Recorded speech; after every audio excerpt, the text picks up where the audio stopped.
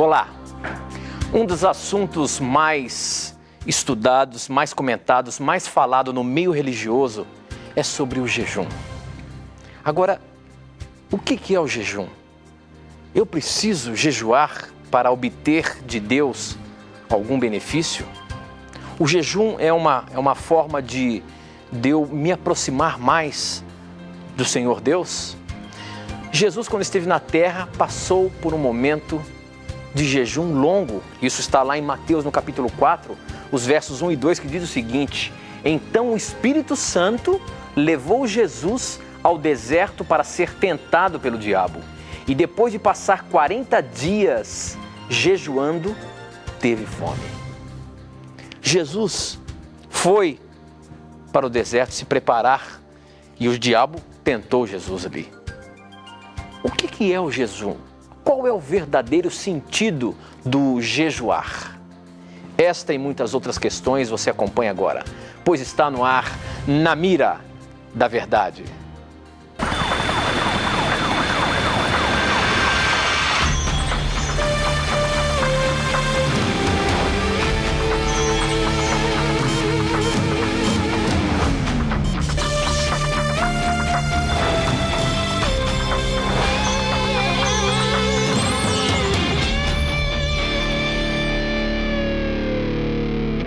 Seja muito bem-vindo, já estamos no ar ao vivo, TV Novo Tempo, este é o programa Na Mira da Verdade. E já nos conectamos com o Brasil e o mundo através das ondas do rádio, da internet e da TV Novo Tempo espalhada por todo o nosso país. Obrigado pelo carinho da sua audiência, obrigado por você fazer acontecer o programa Na Mira da Verdade, porque afinal de contas são as suas perguntas, são as suas dúvidas, são os seus questionamentos que são colocados na mira da verdade. Vamos começar o programa. Professor Leandro Quadros, você já está pronto aí, meu amigo? Pois olha, eu espero que sim, estou contente, amigo, de revê-lo aí e poder novamente estudar a Bíblia com o nosso telespectador, ouvinte internauta. Antes de começarmos aqui, eu quero mandar rapidamente uns abraços.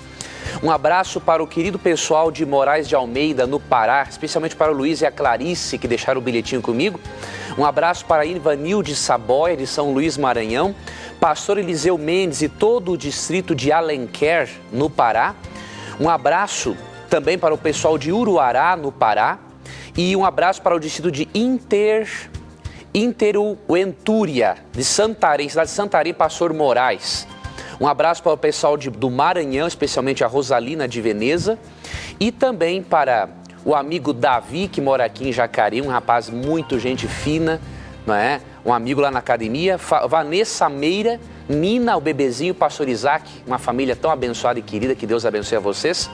E para terminar, um abraço para Eliana e o Wilson de Sobradinho, Distrito Federal. Que Deus guarde vocês. Ok, professor, muito bem, muitos abraços aí. Eu não posso deixar de mandar sempre o nosso abraço para os nossos telespectadores que nos acompanham através da Sky, canal 14, onde quer que você esteja nesse Brasil de audiência. Muito obrigado pelo carinho da sua participação aqui no programa Na Mira da Verdade, viu? E você também que nos ouve através da rede de rádio Novo Tempo, obrigado também por você participar, mandando as suas dúvidas, as suas perguntas, os seus questionamentos. Você que nos ouve aí, nós estamos ao vivo através da rede de rádios Novo Tempo, que também nós temos aí 17, 18 emissoras espalhadas pelo país. E você que está nos ouvindo aí, obrigado pela sua participação. Professor Leandro Quadros. Vamos lá, meu irmão. Como você viu aí, eu comecei o programa falando sobre o jejum.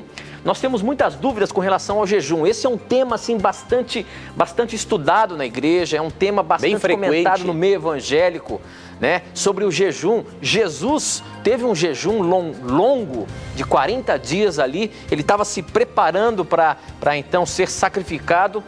E a pergunta é a seguinte, quem mandou essa pergunta no programa passado foi o Gabriel Medina, de Taquara. Expliquem, por favor, qual é o jejum, qual a maneira correta de jejuar. O que a Bíblia nos orienta através do jejum? E, na verdade, professor, para que serve o jejum no meio religioso? Muito boa essa pergunta do Gabriel de Taquara, lá no Rio Grande do Sul.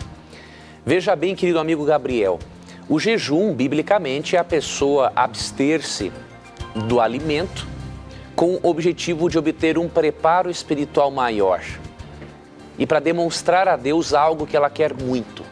Agora, o que isso tem a ver uma coisa com a outra?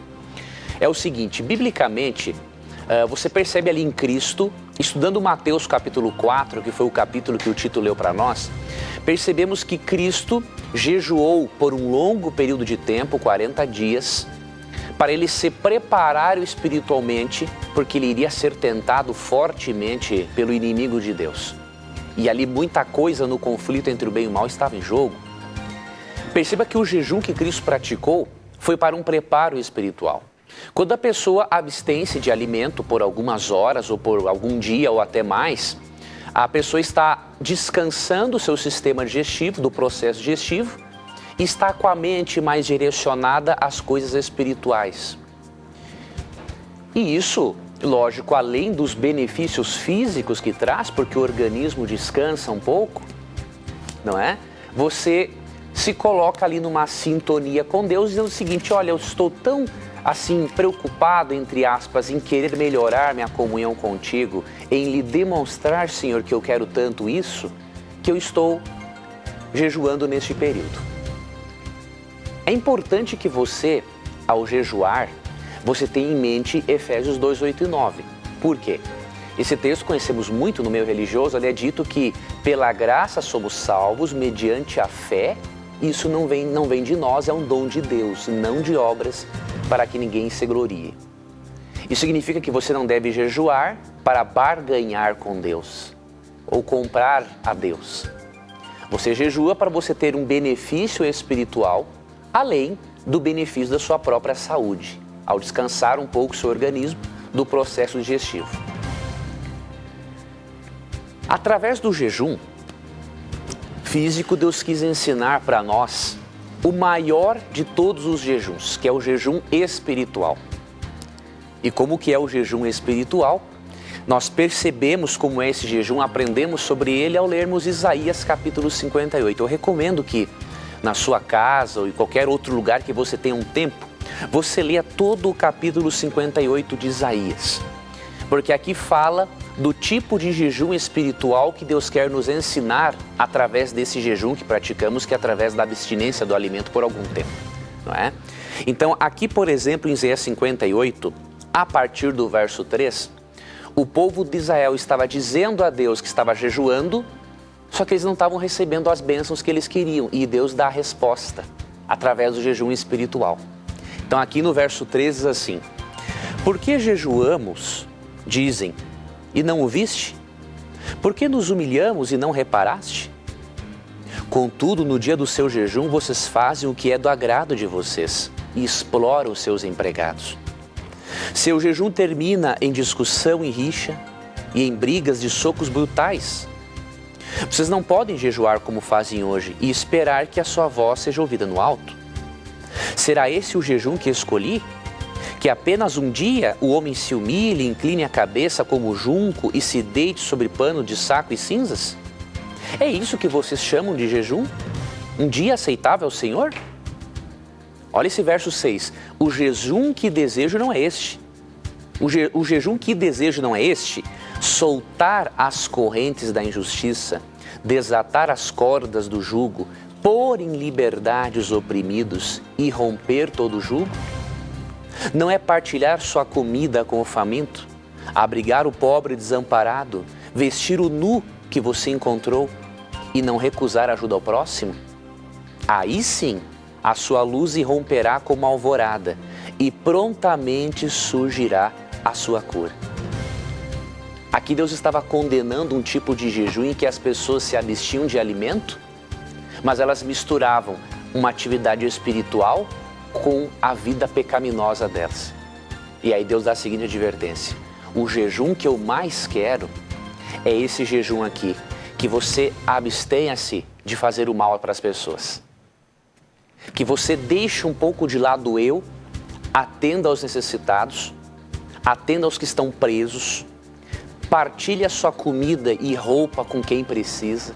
Esse é o maior de todos os jejuns.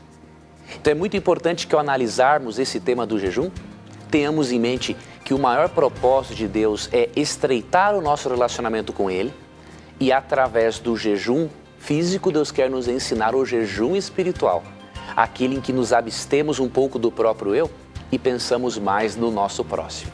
Então estude esse tema à luz de Isaías capítulo 58.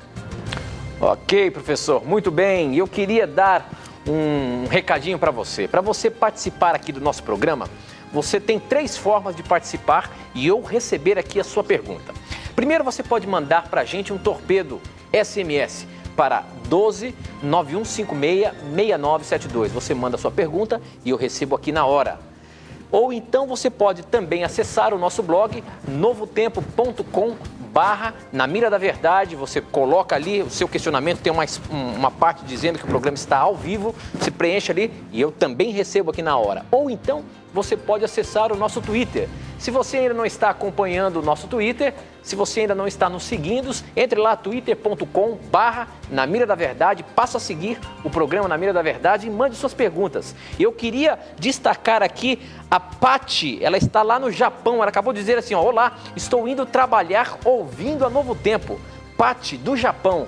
Um abraço a você, Pati, que está acompanhando a gente. Agora lá é de manhã, agora deve ser 9h15 da manhã lá e ela está nos ouvindo através da Rádio Novo Tempo. Um abraço grande aos nossos queridos irmãos que nos acompanham em todas as partes do mundo através da internet e que estão conectados aqui no programa Na Mira da Verdade. Professor Leandro Quadros, a próxima pergunta é a seguinte. O Roberto da Fara Ourinhos, de Ourinhos, ele mandou inclusive essa pergunta também no programa passado. Eu resgatei algumas perguntas do programa passado que são muito interessantes e ele diz o seguinte: o Adventismo diz que o batismo é só por imersão. Então, em Atos 9, 17 a 19, o batismo de Saulo tinha uma piscina no quarto onde Saulo estava, cego, pois foi imediatamente após recuperar a visão. Como explicar isso? Olha só o que está dizendo o texto que ele está falando lá de Atos 9, os versos 17 a 19, professor. Olha o que diz. 17 a 19. Então Ananias foi e entrou na casa de Judas, pôs as mãos sobre Saulo e disse: Saulo, meu irmão, o Senhor que me mandou aqui é o mesmo Jesus que você viu na estrada de Damasco. Ele me mandou para que você veja de novo e fique cheio do Espírito Santo. No mesmo instante, uma coisa parecida com escamas caíram dos olhos de Saulo e ele pôde ver de novo. Ele se levantou e foi batizado. Depois ele comeu alguma coisa e ficou forte como antes. Dá a entender aqui, professor, que Ananias foi lá na casa de Saulo, que estava cego, ali no quarto dele, e ele foi batizado. E se a gente apresenta na Bíblia que o batismo é por imersão, Saulo, agora Paulo, foi batizado por aspersão? É isso mesmo, meu amigo? Pois essa é uma objeção que existe no meio religioso e obrigado você, meu amigo, por esta pergunta. Na verdade, o batismo por imersão, que é imergir, mergulhar na água, ele não é um ensino do adventismo. Na verdade, isso é um ensino do protestantismo quase que como um todo, não é? Existem, lógico, as exceções, mas o batismo por imersão, além de ser um ensino protestante, nós percebemos no significado do termo, não é? Esse termo é empregado aqui, por exemplo, no versículo 18, que fala que Paulo foi batizado, a palavra no grego baptizo, ela significa realmente afundar, mergulhar. Então, o significado da palavra já nos mostra que o batismo do qual Paulo tomou parte foi este mesmo. Agora, no texto realmente não está explícito onde ele foi batizado, mas nós sabemos de uma coisa interessante, que era comum haverem nas casas cisternas, lugares onde se armazenava água. Então, não era impossível Paulo ser batizado nesse lugar, até mesmo porque haviam cisternas nas casas. A palavra grega para batismo significa mergulhar. E um detalhe interessante, quando você vem aqui para o capítulo 8 de Atos, você percebe de que maneira um eunuco foi batizado por Filipe. Ora, Paulo e Filipe ambos eram, diríamos, evangelistas, eles não iam se contradizer na forma de batizarem. Tanto que até em Efésios 4, 5, Paulo mesmo diz que há um só batismo, no sentido de um tipo de batismo verdadeiro. Então, Paulo não iria ser batizado de uma maneira diferente dos demais autores bíblicos, né? Então, você vê aqui, por exemplo, em Atos capítulo 8, versículo 36, diz o seguinte: prosseguindo pela estrada, chegaram a um lugar onde havia água. O eunuco disse: olha, aqui há água, que me impede de ser batizado? Perceba que o próprio eunuco sabia que o batismo bíblico era por imersão. E aí no texto, diz aqui no versículo 37, Filipe falou assim, olha, se você crê em Jesus e o aceita como Salvador, você pode ser batizado. E aí ele disse no verso 37 que crê em Jesus, e aí no verso 38, assim deu ordem para parar a carruagem. Então Filipe e o eunuco desceram a água e Filipe o batizou. Quando saíram da água, o Espírito do Senhor arrebatou Filipe repentinamente. Então perceba, eles desceram na água e depois saíram. Isso significa que eles estavam, lógico, dentro d'água. E a mesma coisa aconteceu com Paulo no capítulo posterior. Porque Paulo não se batizaria de uma forma diferente como foi ensinada, pelos demais evangelistas do Novo Testamento. Lembre-se também de uma coisa importante. Paulo escreveu em Romanos 6, 1 a 4, que o batismo é um símbolo da nossa morte para uma vida de pecado e de uma ressurreição para uma nova vida. Quando você é mergulhado nas águas, você está dizendo o seguinte, eu creio que Cristo morreu no meu lugar e foi sepultado. E agora eu, com o meu velho homem, com a minha velha natureza pecaminosa, eu sou sepultado com Cristo. Quando você é erguido das águas, você está dizendo o seguinte, eu creio que Cristo ressuscitou e agora eu creio também que eu estou ressuscitando para uma nova vida. Esse é o simbolismo de Romanos 6, 1 a 4. E Paulo, com certeza, que escreveu Romanos 6, 1 a 4, de forma alguma ele seria batizado de uma maneira diferente, que não combinasse com esse simbolismo de um sepultamento. Então não tenha nenhuma dúvida, Paulo foi batizado sim, por imersão, isto é bíblico e não temos como negar este fato. Ok, professor. Muito bem, muito boa resposta. A próxima pergunta que chegou pelo nosso blog, quem mandou foi Luiz Fernando Borges. Ele é de Itaquaquecetuba, São Paulo, e a pergunta dele é a seguinte. Olá, boa noite. Preciso convencer a pastora da igreja que frequento sobre as verdades bíblicas, pois a igreja que vou é pentecostal e lá dizem que foi abolido as leis e falam em línguas estranhas. Como faço para convencê-la? Outra pergunta, como posso me batizar? Posso me batizar estando morando junto, sem casar? Quero casar, mas agora não estou podendo. E aí, professor? Ele quer que a gente ajude ele até a argumentar um pouco mais na sua igreja. Eu acho que deve estar tendo problemas lá sobre algumas doutrinas que nós Sim. estamos apresentando aqui, o que a Bíblia está dizendo. E ele quer alguma ajuda aí para falar sobre a questão das leis de Deus, sobre o dom de línguas. Outra coisa, e o casamento aí? A pessoa pode se casar, pode se batizar mesmo não estando casada? Como é que você pode ajudar o nosso amigo aí de Itaquaquecetuba, Luiz Fernando? Vamos lá então, amigo Tito e querido amigo Luiz Fernando.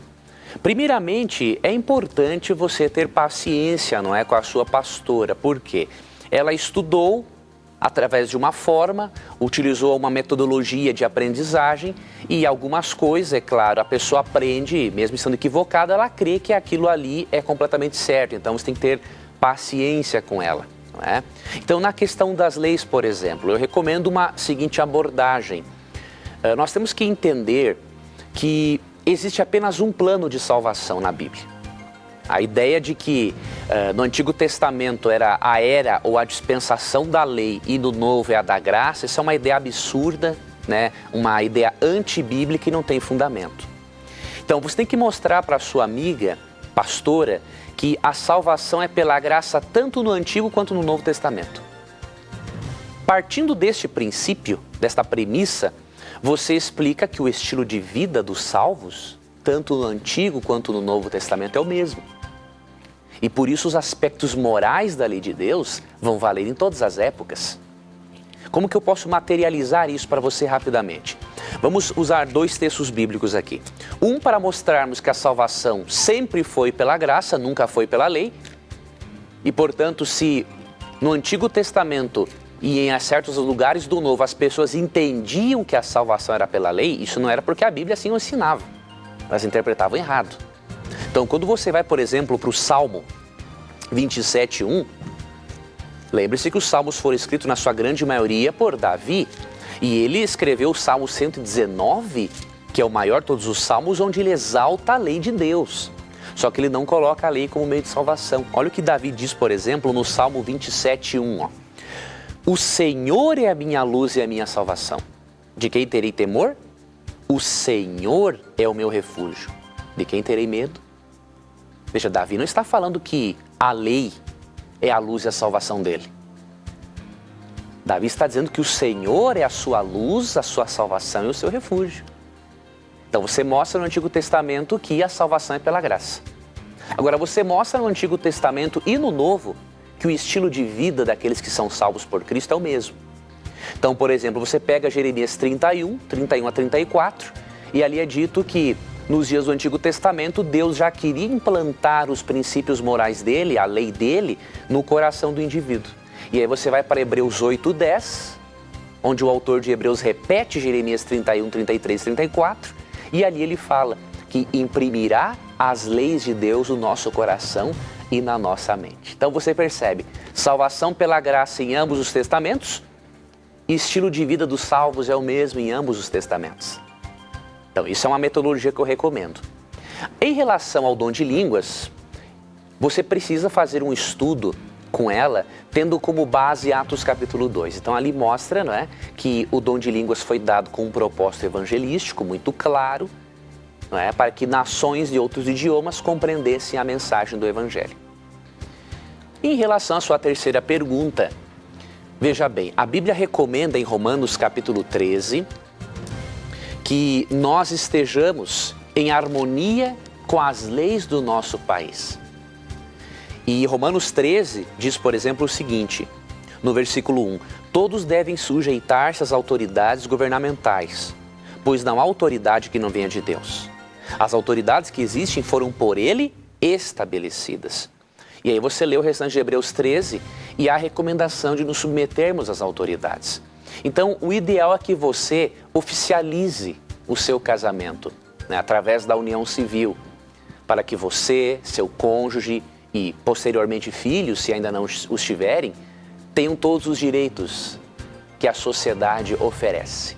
Então, é recomendável que você legalize essa sua situação, não é? Perante Deus e perante o governo, e aí você seja batizado e você vai estar mais tranquilo para o batismo. Você não vai se batizar e depois ficar com um complexo de culpa porque você não está com a sua situação regulamentar. Então essas são as dicas, resumidamente, que eu dou para você neste momento a respeito dessas 3 perguntas suas. Muito bem, professor. A próxima pergunta chegou pelo SMS e a questão é a seguinte: é certo o uso do véu? Em Coríntios 11:6, que está apresentando lá em Coríntios 11:6, já fiz várias vezes essa pergunta. Por favor, responda.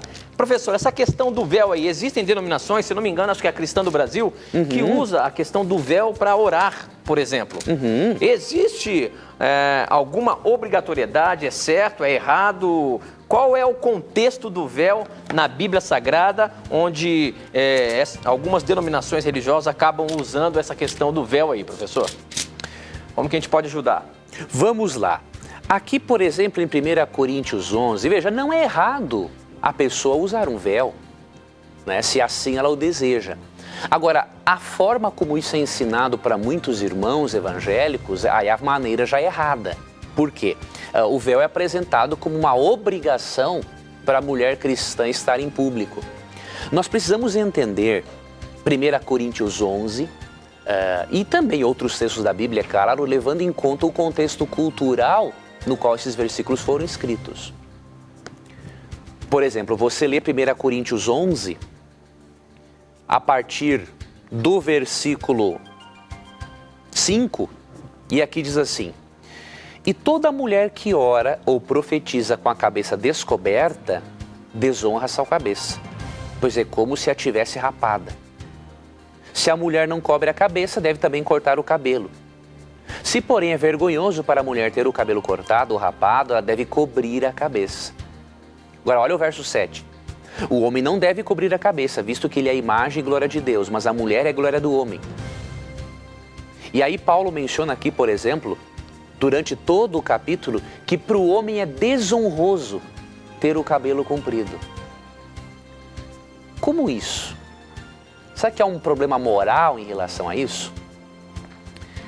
Isso tem um aspecto cultural muito interessante. Na cidade de Corinto, a mulher que não usasse véu em público ou que cortasse o cabelo essa mulher era vista pela sociedade como uma prostituta. O homem que usasse cabelo comprido na cidade de Corinto, ele era visto como sendo um homossexual. Paulo não tinha nada contra as prostitutas e homossexuais, pelo contrário, o evangelho é para todos, tanto que 1 Coríntios 6, 9 a 11, ele dá esperança para as pessoas. Não importa se seja prostituta ou homossexual, o amor de Deus pelas pessoas é o mesmo, certo? Só que Paulo queria que as pessoas, ao levarem a mensagem em Corinto, elas não fossem familiarizadas, porque isso criaria barreiras no evangelho. Então, uma mulher aparecendo em público sem o véu, uma dona de casa ia pensar assim, eu não vou estudar a Bíblia com essa prostituta.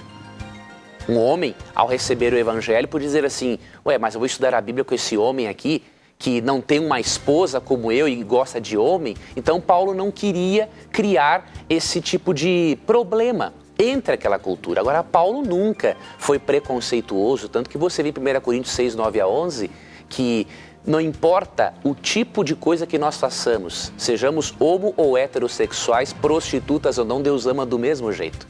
Mesmo que Deus queira nos aceitar para mudar a nossa vida para melhor, certo? Então tem esse contexto histórico.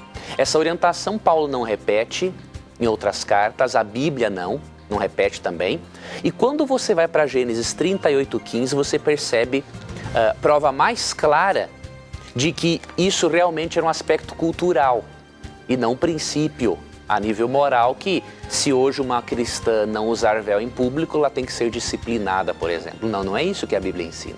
Então, em Gênesis 38:15, diz o seguinte: quando a viu, Judá pensou que fosse uma prostituta porque ela havia coberto o rosto. Perceba que no Antigo Testamento, as prostitutas também usavam véu.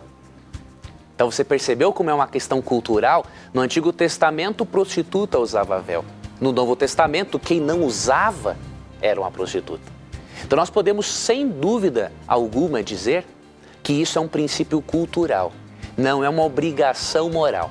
E que cada cristã deve se sentir à vontade para fazer aquilo que ela bem entender em público, desde que a sua cultura seja respeitada e desde que isso não seja imposto como uma obrigação moral para as outras pessoas. Não sai daí não, nós voltamos já já. Aproveite o intervalo, mande aí as suas perguntas através do nosso torpedo SMS 12 9156 6972. 12 9156 6972. Ou então acesse o nosso blog novotempo.com/Na Mira da Verdade. A gente volta já já.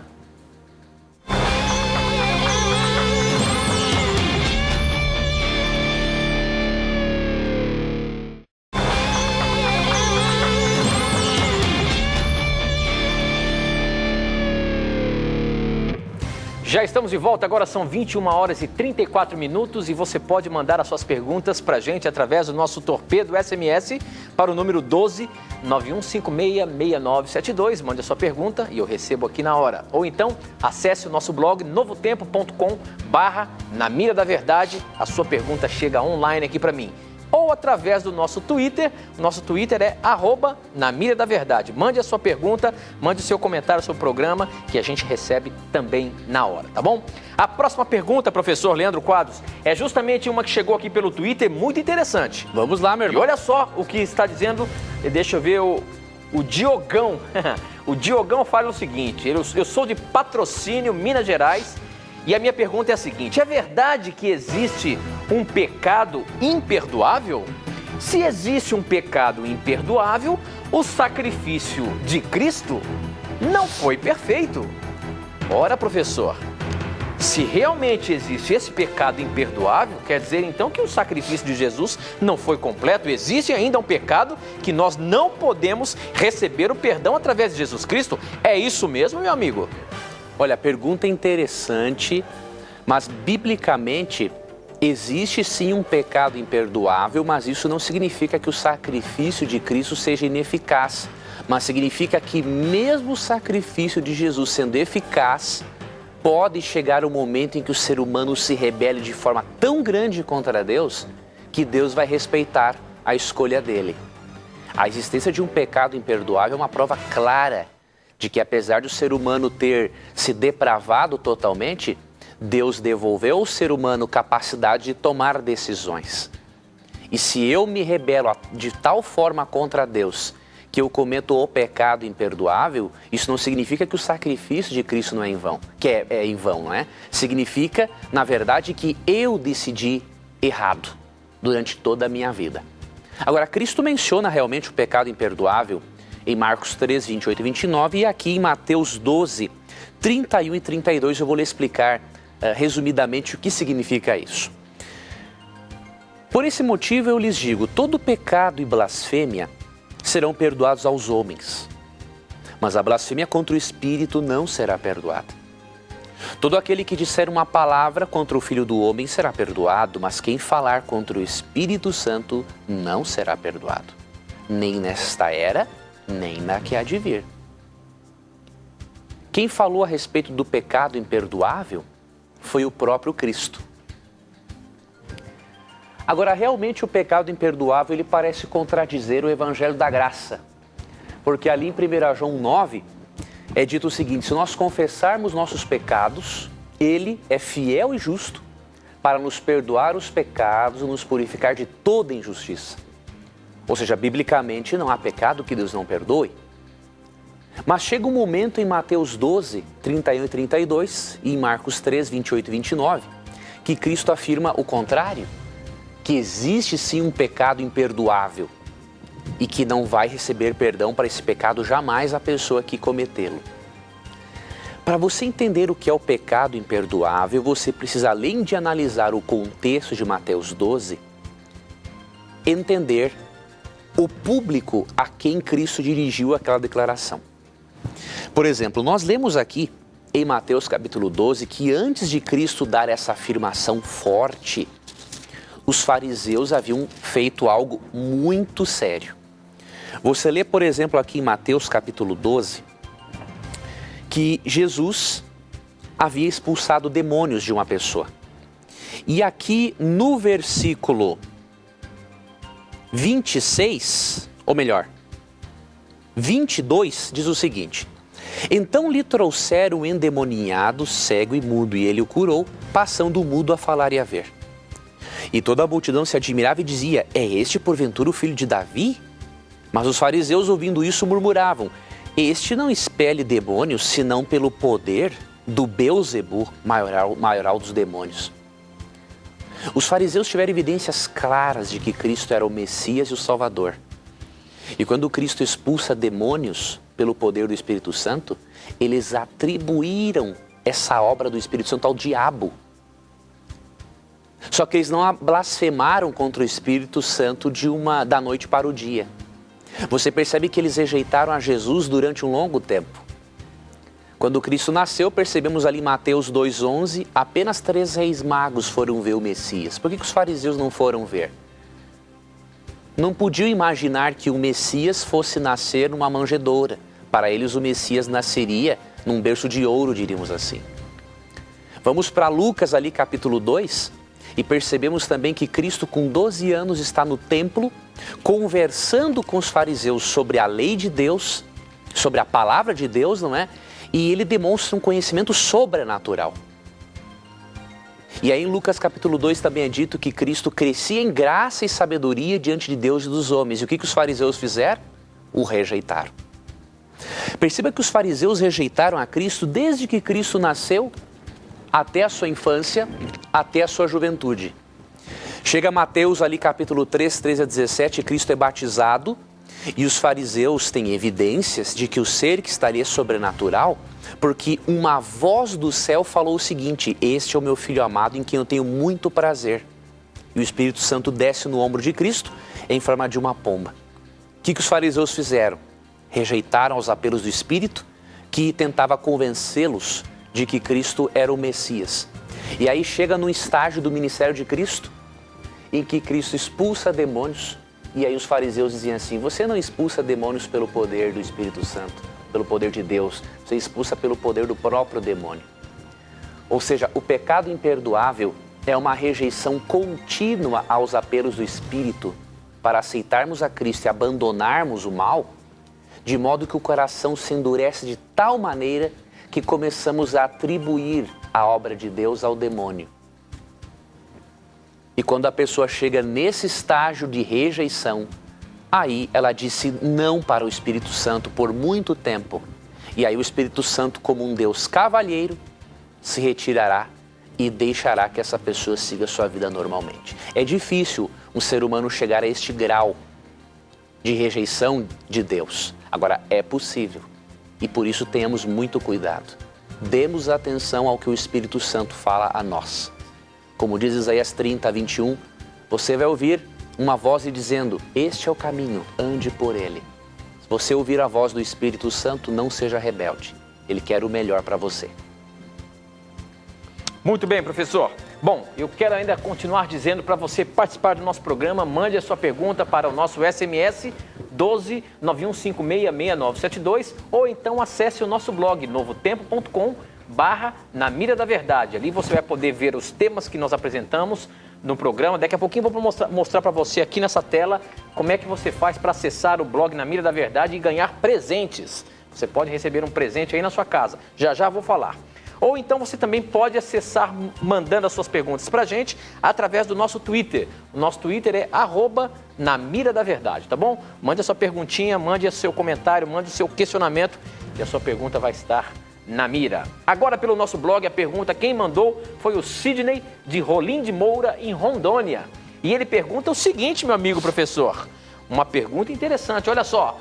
Qual a origem dos demônios? Já que 2 Pedro 2,4 diz que Deus não poupou os anjos que pecaram e foram precipitados no abismo, sendo reservados a eles o juízo.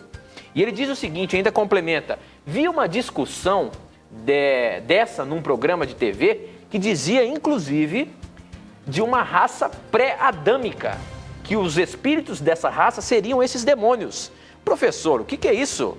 Com relação a essa raça pré-adâmica, isso existiu ou não existiu? E com relação aos demônios, qual a origem do demônio? Porque dá a entender em 2 Pedro 2,4 de que simplesmente os demônios foram expulsos do céu, destruídos, jogados no inferno e presos em correntes. E aí ficou. Como é que hoje a gente diz que a gente pode ser tentado por demônios, por exemplo? Como é que a gente pode entender esse texto de 2 Pedro 2,4 e responder essa pergunta, meu amigo? Vamos lá, meu amigo. Primeiramente, essa ideia de que existiu uma raça de seres humanos antes de Adão, isso é um absurdo teológico, né? Que infelizmente é defendido em muitos meios cristãos, mas não tem embasamento bíblico para isso. Você lê, por exemplo, 1 Coríntios 15, 45, e falando de Adão, o texto diz assim, o primeiro homem, Adão, tornou-se um ser vivente. O último Adão, que é Cristo, espírito vivificante. Então a Bíblia, indiscutivelmente, o primeiro homem criado, o primeiro ser humano foi Adão e Eva, os primeiros seres humanos. Então essa teoria de que existiram duas criações e tal, absurdo, amigo. Pode descartar que isso não tem cabimento. Em relação à origem dos anjos, ali 2 Pedro 2,4 realmente afirma que Deus não poupou anjos, mas precipitou-os no abismo. Algumas traduções têm a palavra inferno, mas no original é a palavra tártaros, que ela significa lugar de trevas. E ali não se refere a um aspecto, a um lugar físico em si, mas se refere ao estado de trevas espirituais ao qual esses anjos foram entregues por eles abandonarem o seu estado de pureza. Então isso é o significado do termo ali em 2 Pedro 2,4. Agora, a origem deles, nós percebemos a origem dos anjos aqui em Apocalipse 12, dos versos 7 ao 9, não é? Houve então uma guerra nos céus. Miguel e seus anjos lutaram contra o dragão, e o dragão e os seus anjos revidaram. Aqui é um termo, o dragão, que se refere a Satanás.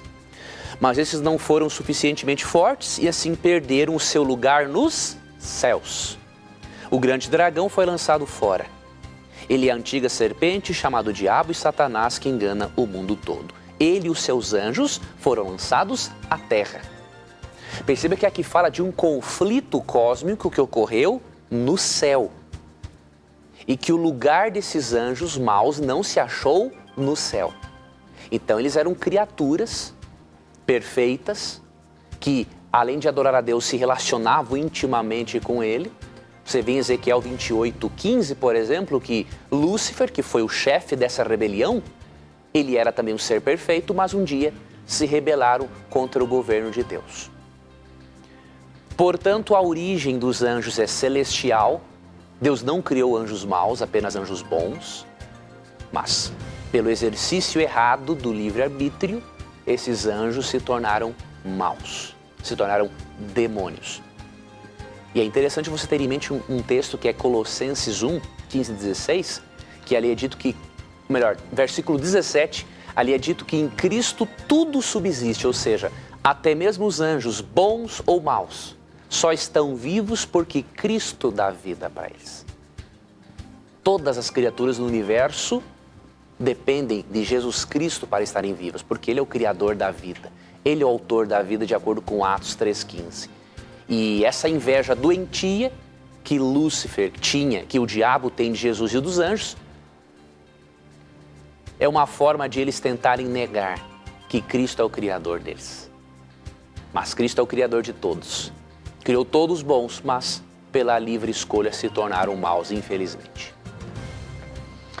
Muito bem, professor. A próxima pergunta aqui chegou pelo SMS e quem mandou essa pergunta, deixa eu ver, veio lá da Bahia, de Juquinho, da Bahia, e ele pergunta o seguinte, o nome dele é Gego, e a pergunta é o seguinte: segundo Deuteronômio 14:26, podemos usar o dízimo para o que quisermos, inclusive para bebida. Olha só interessante que está falando esse texto aqui, ó, Deuteronômio 14, a partir do verso 24 ali, a partir do verso 22 está falando sobre a lei dos dízimos, esse capítulo da Bíblia aqui. Agora, aqui no versinho 24 diz o seguinte: mas se o lugar de adoração ficar muito longe e for impossível levar até lá o dízimo, parte das colheitas com que Deus os abençoou, então façam isto: vendam aquela parte das colheitas, levem o dinheiro até o lugar de adoração que o Senhor tiver escolhido e ali comprem tudo o que quiserem comer, carne de vaca ou de carneiro, vinho, cerveja. Olha, aqui na linguagem de hoje está escrito isso: vinho, cerveja ou qualquer outra coisa que desejarem. E ali na presença do Senhor nosso Deus, vocês e as suas famílias comam essas coisas e se divirtam à vontade. Esse texto dá a entender que eu posso pegar o meu dízimo e fazer o que eu bem entender, professor. E se esculhambar. Mas, ó, e o texto está claro, você pode tomar vinho, você pode tomar cerveja, você pode comer o que você quiser e se divertir à vontade. Que texto é esse, meu amigo? Vamos lá, meu amigo. Vamos responder esse texto. Antes eu só queria fazer um lembrete que eu tinha me esquecido. Esse fim de semana, queridos, a partir do dia 10, não é? Do 11, a partir das 3 da tarde, eu vou estar na Casa Aberta, que é uma feira de livros cristãos, em Maceió, no Centro de Convenções de Maceió, Lagoas. Então, a partir do dia 10, a partir também das 3 horas da tarde, faremos uma sessão Tiradentes ali e participaremos da Feira de Livros Cristãos na Casa Aberta, no Centro de Convenções. Vai ser uma honra, se eu tiver a oportunidade de conhecer você pessoalmente e lhe dar um abraço, tá ok? Então vamos lá para a pergunta. Primeiramente, o dízimo mencionado em Deuteronômio 14 é um segundo dízimo. Na Bíblia percebemos 2 dízimos. O dízimo que a pessoa dava para adorar a Deus e para ser usado na pregação da mensagem, na manutenção de quem realizava os serviços religiosos. Isso percebemos, por exemplo, em Malaquias 3, 8 a 10. E em Deuteronômio 14, 22, olha o que diz aqui: separe o dízimo de tudo que a terra produzir anualmente, como o dízimo do cereal, do vinho e do azeite, a primeira cria dos rebanhos, na presença do Senhor, seu Deus, no local que Ele escolher como habitação do seu nome, para que aprendam a temer o Senhor. E aí você percebe aqui no versículo também, que aqui no versículo 27, aí fala dos levitas para dar para eles, e também fala aqui no capítulo que esse segundo dízimo era para os pobres. Então havia o dízimo que destinava-se a parte da renda para os levitas se manterem, que prestavam os serviços religiosos, e outro para alimentar os pobres. Então esse era um segundo dízimo. Não é o mesmo dízimo, aquele destinado apenas para a questão de adoração a Deus na igreja, não é? Esse aqui é para os pobres também. Agora, sobre o uso do vinho, devemos reconhecer que o povo de Israel usava mesmo bebidas alcoólicas. O povo de Israel, quando esteve no Egito, eles aprenderam algumas práticas que Deus não aprova. Por exemplo, eles aprenderam a usar bebidas alcoólicas, eles aprenderam no Egito a prática da poligamia, né? Tinham mais de uma mulher, e eles aprenderam também a usar joias para adorarem as divindades pagãs. O Senhor Deus, ele estava num processo de reeducar o seu povo. Então Deus não apoiava o uso dessas coisas, mas você percebe no texto que Deus estava tolerando isso por um tempo para reeducar o povo. Agora você percebe a reeducação de Deus para que eles abandonem as bebidas alcoólicas, por exemplo, ao você ler Levítico, capítulo 10. Então nós não podemos pegar, não é, um texto isolado da Bíblia, porque senão vamos tirar conclusões que a Bíblia não quer chegar a tais conclusões. Temos que pegar outros versículos para entendermos o panorama geral da história. Então em Levítico, capítulo 10, versículo 8 e 9, diz o seguinte: Depois o Senhor disse a Arão: Você e seus filhos não devem beber vinho, nem outra bebida fermentada, antes de entrar na tenda do encontro. Senão vocês morrerão. É um decreto perpétuo para as vossas gerações. Vocês têm que fazer separação entre o santo e o profano, entre o puro e o impuro, e ensinar aos israelitas todos os decretos que o Senhor lhes deu por meio de Moisés. Perceba que interessante. Arão e os filhos dele eram sacerdotes, e Arão o sumo sacerdote, representante de Deus. E Deus pediu o seguinte: quando vocês entrarem na tenda do encontro, ou na tenda ali da congregação, para prestar os serviços religiosos, não use nenhum tipo de bebida forte, porque se vocês fizerem isso ao entrar no meu recinto sagrado, vocês vão o quê? Morrer. E Deus dá a explicação. No versículo 10, você tem que fazer a separação entre o santo e o profano. Então, para Deus, bebida alcoólica é algo profano. Tanto que Deus pedia para que quando o sacerdote ou o sumo sacerdote fosse lidar com as questões espirituais, que não bebesse antes de fazer isso. Porque era coisa profana.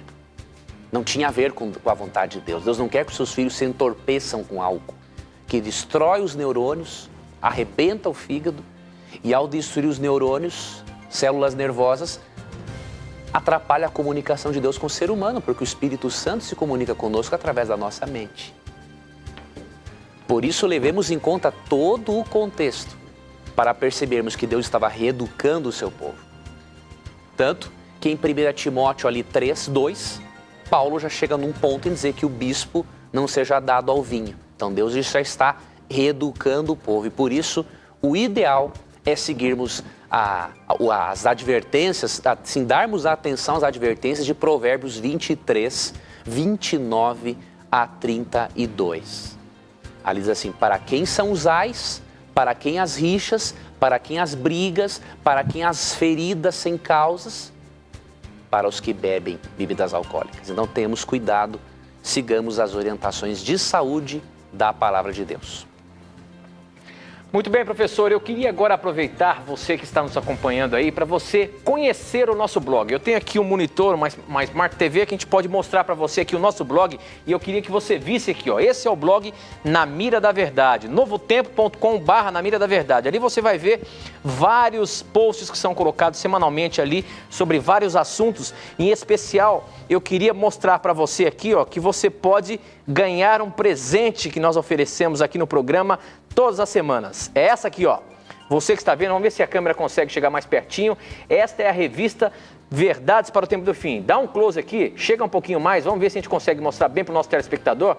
Para você ganhar essa revista, para você receber essa revista aí na sua casa, basta você entrar nesse cantinho aqui do nosso blog e você vai receber. Clicar aqui e você vai para uma página onde você vai preencher um formuláriozinho, colocando seus dados, seu endereço correto, para que você possa receber aí na sua casa, tá bom? O nosso blog é novotempo.com/na mira da verdade. E aqui também você tem logo mais abaixo, pode voltar lá um pouquinho, eu queria mostrar para o nosso telespectador, um curso bíblico que você também pode fazer.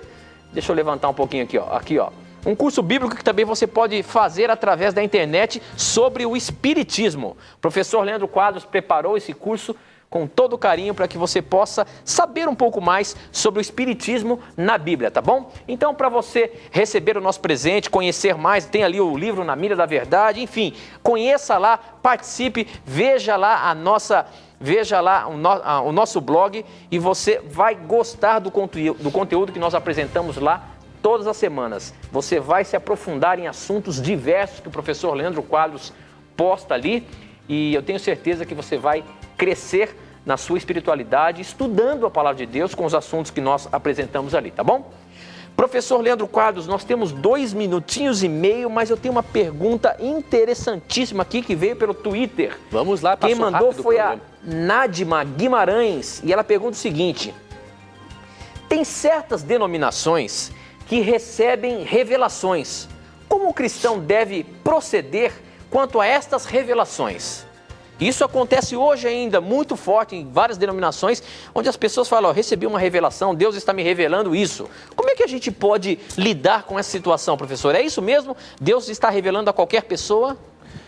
Essa é uma pergunta interessante. Ali em Atos 2, 17 e 18... Temos 1 minuto e meio, professor. Pode ser? Pode, amigo. Então vamos lá. Então em Atos 2, 17 e 18, Deus promete o dom de profecia nos últimos dias. Mas esse dom profético tem um objetivo principal de levar a nossa mente de volta para a palavra de Deus. Agora, Deus pode revelar algo ao profeta? Claro que pode, mas não é qualquer pessoa que pode ser profeta, porque em 1 Coríntios 12, 11...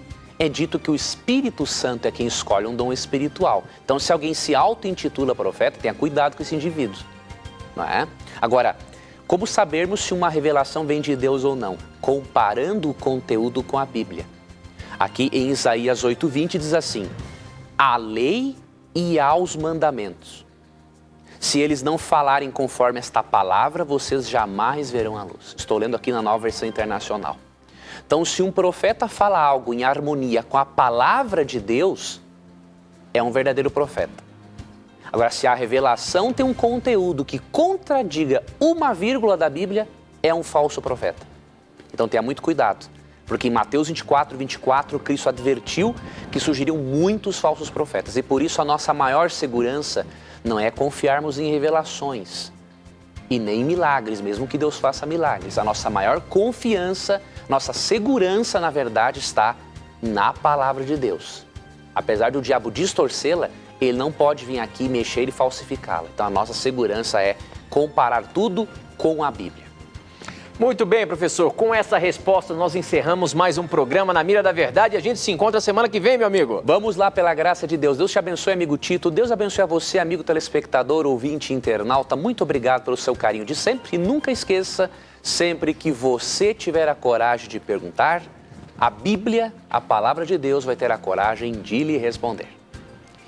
E esteja certo, a sua pergunta, o seu questionamento neste programa sempre vão estar na mira da verdade. Tchau, até o nosso próximo encontro.